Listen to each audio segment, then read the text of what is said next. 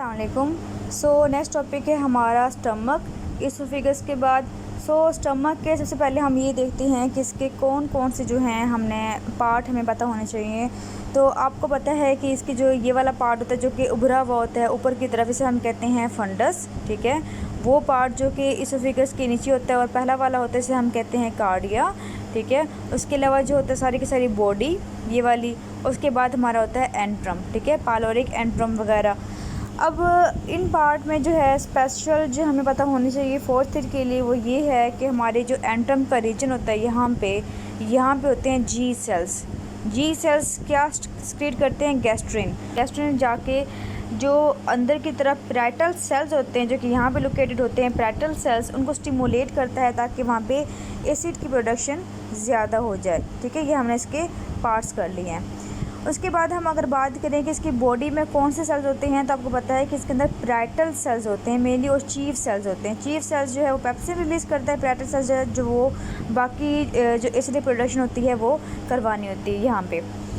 और अगर हम बात करें सबसे ऊपर वाले पार्ट पे कि जो फंडस वाला पार्ट होता है वहाँ पे उसने क्या सक्रीट करना होता है, वहाँ पे सेल्स होते हैं, फोव्यूलर सेल्स होते हैं और सक्रीट करते हैं, म्यूसिन सिक्रीशन करवाते हैं। और जो म्यूसिन होती है वो पूरी की पूरी लेयर को प्रोटेक्ट करती है होल। ठीक है, ताकि जो म्यूकस है वो पूरी की पूरी एक शीट बना दे कि जो हमारा एसिड है वो हमारी वाल को डाइजेस्ट ना करे। आपका स्टमक जो है जीआईटी में very very very important topic है। मोस्ट प्रोबेबली चांसेस होते हैं कि आपको यहाँ से आ जाए, या फिर आपका इन्फ्लामेटरी बाउल डिजीज़ से आ जाए, या फिर कोलोन कैंसर से आ जाए। ठीक है, तो सारे ही इंपॉर्टेंट हैं। अच्छा, अब हमने स्टमक के अंदर कौन कौन सी प्रॉब्लम्स पढ़नी है, इसमें दी हुई हैं आपकी दो तरह की प्रॉब्लम्स। एक में लिखा हुआ है कि इन्फ्लामेटरी और सेकेंड लिखा हुआ है न्यूप्लास्टिक लियंस। ठीक है, अब हम बात करते हैं कि जो न्यूप्लास्टिक डिजीज़ होती हैं वो कौन कौन सी होती हैं, ताकि हम उसे पहले ही साइड पे कर दें। उसमें दिया हुआ है पॉलिप्स हमें जस्ट रीड करना है, रीड करके आपने उसकी एक दफ़ा क्लासिफिकेशन बना लेनी है सिर्फ। उसके बाद है हम बात करते हैं गैस्ट्रिक एडिनोकार्सिनोमा। तो मैंने आपको पहले बताया कि कोई भी ऐसा स्ट्रक्चर, कोई भी ऐसा ऑर्गन जहाँ पे ग्लैंड्स होती हैं नॉर्मली, उन्होंने मेनली जो होता है वो एडिनोकार्सिनोमा ही बनाना होता है। जैसे हमने बात की थी इसोफेगस के लोअर पोर्शन पे क्या था कि वहाँ पे मेटाप्लेजिया हो गया था, वहाँ पे जो सेल्स हैं वो बना रहे थे, म्यूसिन की प्रोडक्शन करवा रहे थे, ग्लैंड्स बन गए थे, तो वो एडिनोकार्सिनोमा था। अब हमारे स्टमक के अंदर तो है ही सारे के सारे ग्लैंड्स, तो ये किस तरह रिप्रेजेंट करता है, क्या बनाता है? ये गैस्ट्रिक एडिनोकार्सिनोमा बनाता है। ये बहुत इंपॉर्टेंट है आपका, मतलब इम्पॉर्टेंट है इसके, और ये चांसेस होते हैं कि ये आपका आ जाए। अच्छा, गैस्ट्रिक एडिनोकार्सिनोमा जो है वो दो तरह का हो सकता है, डिफ्यूज़ और इंटेस्टाइनल टाइप, वो हम फर्दर पढ़ेंगे और इसके यूक्यूज़ भी हम देखेंगे। इसके अलावा जो कार्सिनोमा है वो आपका कार्सिनोइड ट्यूमर है, इसका भी सिनेरियो आया हुआ है, ये भी आपके स्टमक के अंदर होता है। ठीक है, न्यूरो एंडोक्राइन ट्यूमर होता है। ये सिक्रीशन जो इसकी होती हैं वो इम्पॉर्टेंट हैं, वो हमने इंशाल्लाह आगे से करनी है। इसके बाद हम बात करते हैं इन्फ्लामेटरी डिजीज़ की।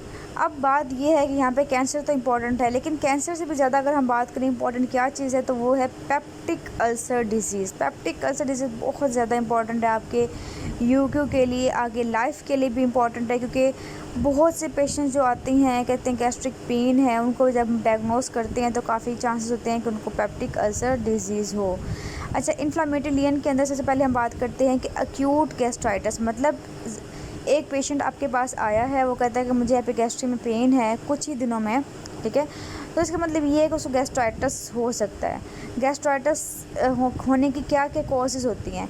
हमने गैस्ट्राइटिस जो है वो इसलिए पढ़ना है कि ये मेनली एमसीक्यूज़ के लिए इम्पॉर्टेंट है, इसकी हर एक चीज़ हमें पता होनी चाहिए। होता क्यों है? क्योंकि एनसेड यूज़ करने की वजह से, स्ट्रेस लेने की वजह से।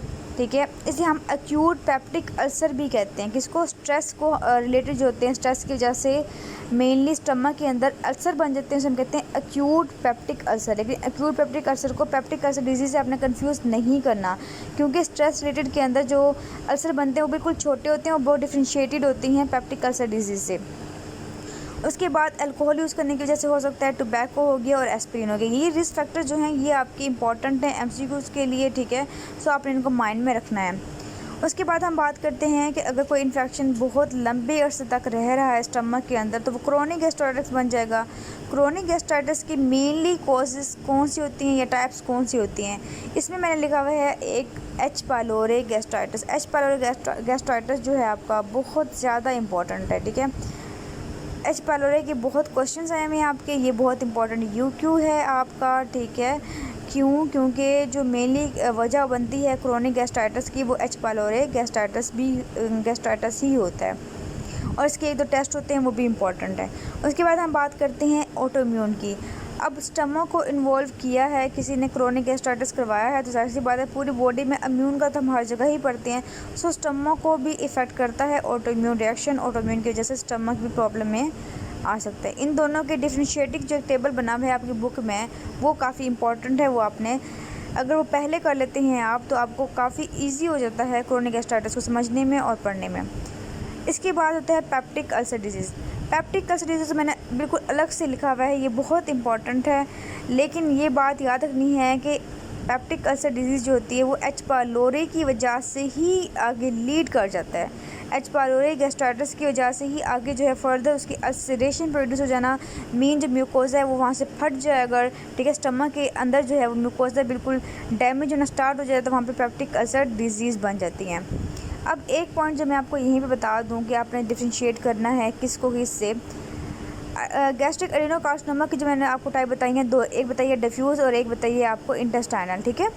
सो इसकी जो होती है इंटेस्टाइनल टाइप, अगर हम बात करें इंटेस्टाइनल टाइप की बात करें ये, और सेकेंड यहाँ पेप्टिक अल्सर, ये इसने बनाना है अल्सर, इसका अल्सर, और इंटेस्टाइनल टाइप जो है गैस्ट्रिक कार्सिनोमा का इसका अल्सर।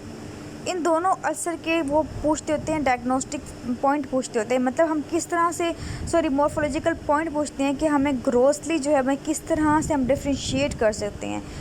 2021 का भी क्वेश्चन है जिसमें ये पूछा गया था कि आपने किस तरह इनको दोनों को डिफ्रेंशिएट करना है, गैस्ट्रिक कैंसर का अल्सर और पेप्टिक अल्सर का अल्सर, ठीक है, दोनों को किस तरह डिफ्रेंशिएट करना है। सो इन दोनों के बहुत क्लियर कट पॉइंट हैं, क्योंकि ये मॉर्फोलॉजी में आते होते हैं जब आप एंडोस्कोपी करते हैं और जब आप देखते हैं कि कोई अल्सर है तो आपने लाजमी उसकी बायोप्सी करवानी होती है। क्योंकि गैस्ट्रिक एडिनोकार्सिनोमा भी प्रेजेंटेशन ऐसी ही होती है जैसे पेप्टिक अल्सर की होती है, लेकिन दोनों के अल्सर में डिफ्रेंशिएटिंग पॉइंट है। सो वो हम साथ ही पढ़ेंगे, जब हम पेप्टिक अल्सर पढ़ेंगे या गैस्ट्रिक एडिनोकार्सिनोमा पढ़ेंगे तो मैं साथ ही दोनों के अल्सर के डिफ्रेंशिएटिंग पॉइंट जो है वो मैं लिखवा दूँगी आपको।